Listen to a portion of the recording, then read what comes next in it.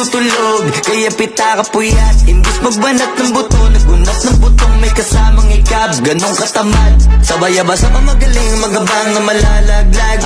At nagtataka ka pa kapag sabay sa mawala ka na nakakapkap. Clap, clap, clap, ang hilig mo sa teka muna. Kaya imbis sa lapian nakuha mo muta. Punto ko sana makuha, na baka sa kakahiga mo ay diyan ka makuha. Anong